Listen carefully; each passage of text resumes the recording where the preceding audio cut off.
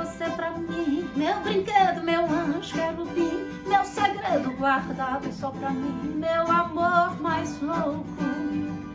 Até de tanto amar, fiz também algo pra gente ninar, uma criança pra gente adorar, tudo no sufoco.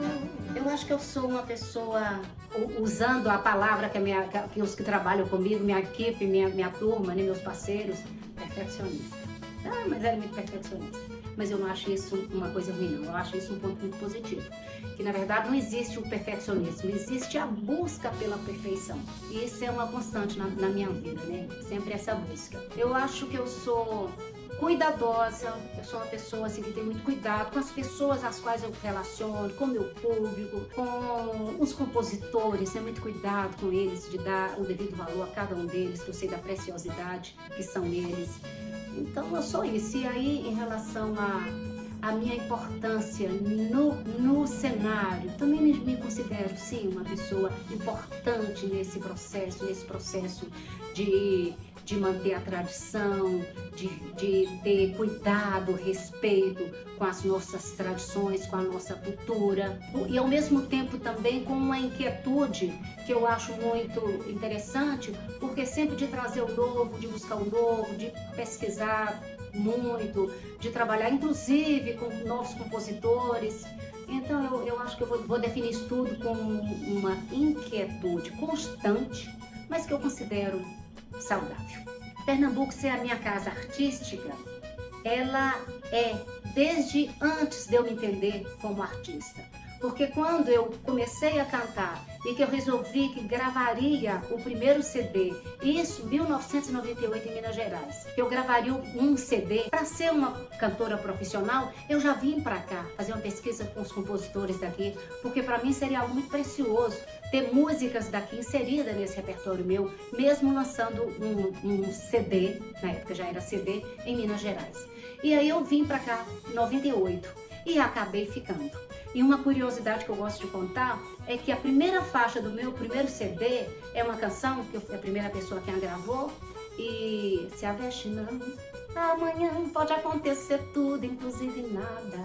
Se aveste não, a natureza das coisas, de Acioli Neto, mais conhecida hoje como Se Aveste Não, é a terceira música mais gravada do compositor Acioli Neto, Perdendo Só para Espumas ao Vento e Lembrança de um Beijo. Então assim, aí nisso, a minha arte, ela já estava dentro de mim, né, impregnada dentro de mim, essa coisa do estado, do Nordeste, de Pernambuco.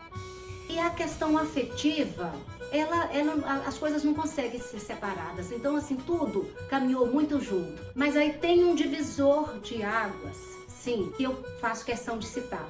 Foi em 2010, já estava 10 anos que eu estava aqui, quando eu recebi o título de cidadã recifense, e nesse mesmo ano eu recebi cidadã pernambucana.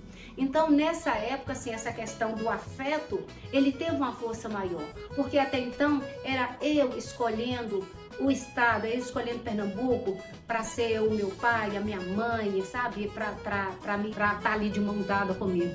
E nesse momento, em 2010, a gente tem um reconhecimento que é o contrário, é o estado me reconhecendo como filha, é Recife me reconhecendo como sua filha. Então, para mim, isso teve um peso. E depois disso, eu tenho também cidadania de Tabira e de Caruaru. Ou seja, né, gente, eu tô realmente mais para cá do que para lá. Olha, a música tradicional tem um fator determinante na construção do novo e também na preservação do que existe até então. Porque se a gente for observar, cada vez que lança uma música nova, um grupo novo, como a gente vem surgido sempre nos últimos anos, eles sempre utilizam o forró. Eu sou cantor de forró, eu sou cantora de forró, eu sou uma banda de forró. E a gente fica meio que perdido, porque se você hoje mostrar para uma criança uma música de Luiz Gonzaga, de Marinês, de Dominguinhos, e falar com ela, esse é um forró. E se mostrar ao mesmo tempo a forma que trabalha as bandas estilizadas, com todo carinho e respeito, mas se a gente fizer essa comparação, é muito diferente. Não existe um elo de fato, nem a questão das letras, da poesia, das histórias cantadas, da forma que executa, o zabumba, a sanfona, o triângulo. Então, são tudo muito diferente. Então a gente perde um pouco essas referências que a gente teria de dizer de fato o que é o forró. Então a gente tem que estar explicando, é o forró pé de serra, é das antigas, é o forró daquilo, é o forró daquilo. Então assim, quando a gente busca no tradicional, na zabumba, no triângulo, na sanfona, nas letras que vai contar a história de como é que faz para arrumar um namorado, quando bota o santo de cabeça para baixo, não sei o que, tantas histórias, tantas crendices, tantas adivinhações, tantas coisas que são preservadas através das canções mais tradicionais. Então a gente tem um leque imenso de coisas que eu poderia citar agora, né? Da ternura quando canta, vem cá cintura fina, cintura de pilão, vem cá. A gente percebe o quê? É uma sensualidade, mas é uma sensualidade respeitosa, é uma coisa terna, carinhosa. Então a gente precisa assim de ter essas coisas para a gente ter um equilíbrio e para a gente não perder as nossas referências e para a gente ter muito o que contar para os nossos filhos e que eles possam perpetuar isso com os filhos deles. Quando eu comecei a cantar o forró, né, eu percebi que era um universo ainda muito mais machista do que a música de forma normal. E ainda percebo isso hoje, sabe? A gente percebe, às vezes, quando está numa festa, um domínio muito grande das canções que são interpretadas. Podem observar isso, que são interpretadas por homens. Aí vez ou outra lá vai tocar o Ira Caldeira, vai tocar a Cristina, vai tocar o Ramalho, vai tocar a Marinês, mas a maioria das vezes são os homens, né? E aí a gente tem também as cantoras que nos representam também, né? Solange Almeida, Eliane, dessa outra linha do forró mais moderno. Mas de toda forma, quando a gente fala nisso, a gente precisa de reverenciar Marinês, Elba Ramalho, Amelinha, porque são mulheres que vieram antes da gente, antes dessa minha geração. E com certeza, se eu acho que esse caminho que eu trilhei e ainda trilho foi um pouco árduo, com certeza elas já tinham tirado muitas pedras e espinhos do meu caminhar. Então agradeço a elas também por tudo isso e seguimos. E espero que essas meninas que estão chegando agora, dessa nova geração, né, uma turma maravilhosa, possam encontrar também um caminho mais ameno por tudo que eu e as outras da minha geração fizemos até então. Olha, não tem como não citar a primeira, né? A primeira faixa do meu primeiro CD, gravado em 1999, que foi Se a Veste Não, A Natureza das Coisas, de Alcione Neto. Se a Veste Não.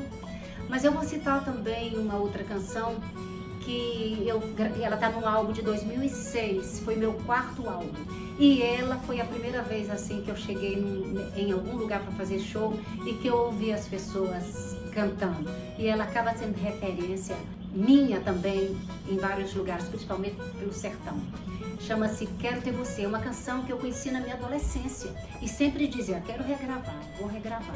E foi no quarto CD que eu gravei. Quando eu vim pra cá, eu vim justamente para buscar conhecer os compositores daqui. Na verdade, eu já conhecia através das suas canções. Tinha um CD de Fagner, que era Nos Tempos de Meninos, que tinha Nos Tempos de Menino, e uma outra canção lá de Maciel Melo, e eu amava.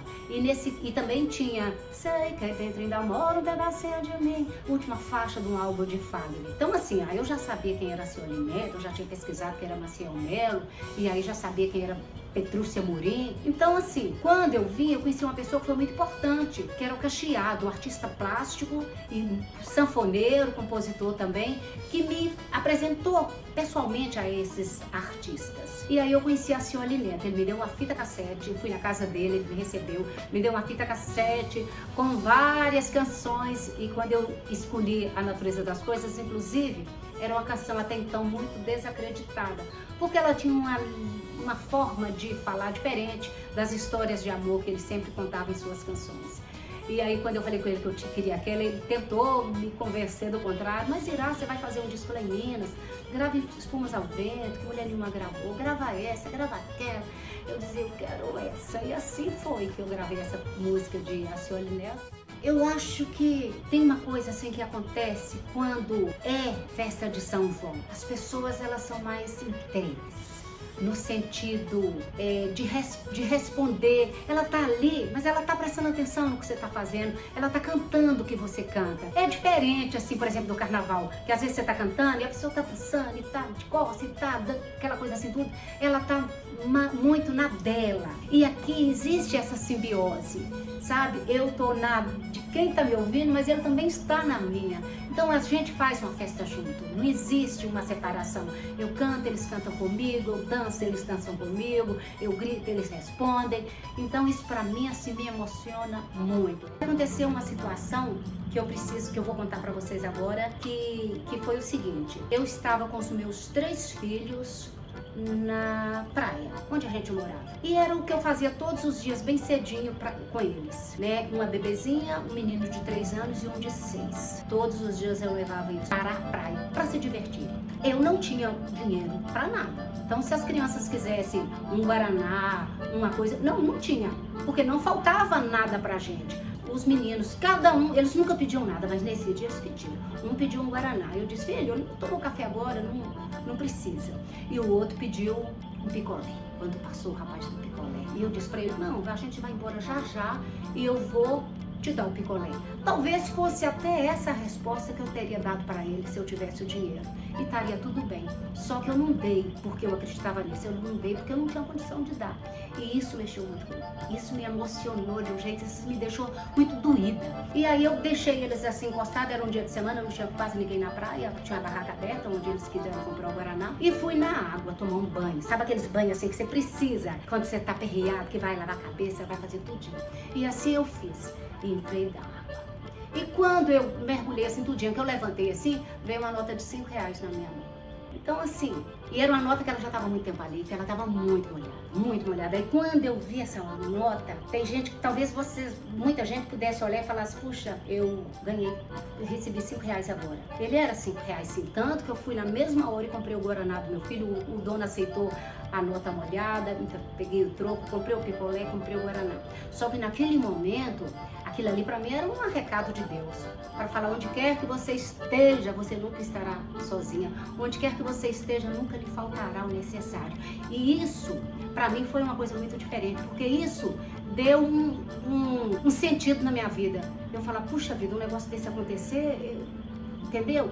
Então tem coisa que é um dinheiro e tem coisa que é uma carta, que é um bilhete de Deus. E eu acho que eu tive essa percepção nessa hora.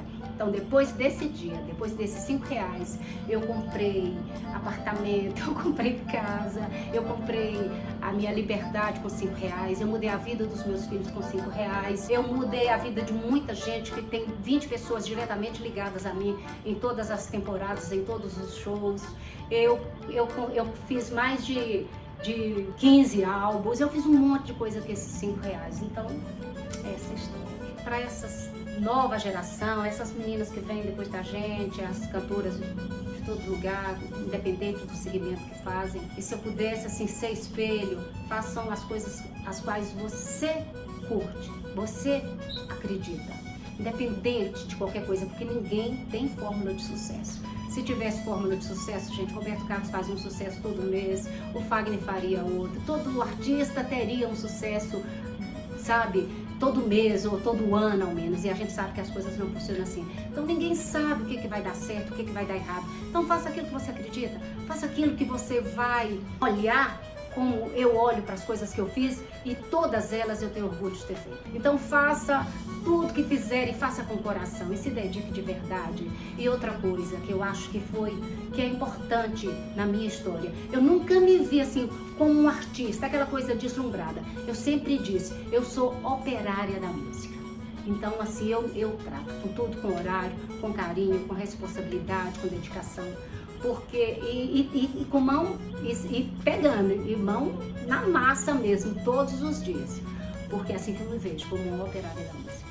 São João 2026, mais um ano, né? Então, assim, o que eu quero muito? Que vocês acendam a fogueira no coração de vocês, na rua de vocês, na comunidade, que a gente não perca essas coisas, que a gente possa fazer as quadrilhas dos bairros, que a gente decore as ruas com bandeirinha, que a gente tenha uma noite, ao menos, que tire para a família, para comida tradicional, para que a gente possa mostrar essas coisas para essa nova geração, para os filhos, para os netos, netos, para os sobrinhos, né, para os vizinhos que não tiveram oportunidade de conhecer. A gente precisa de ter isso, sabe? Porque isso é a nossa história, isso é a nossa cultura. E isso talvez seja um dos maiores valores que a gente pode ter dentro do nosso período de São João. É preservar as nossas tradições.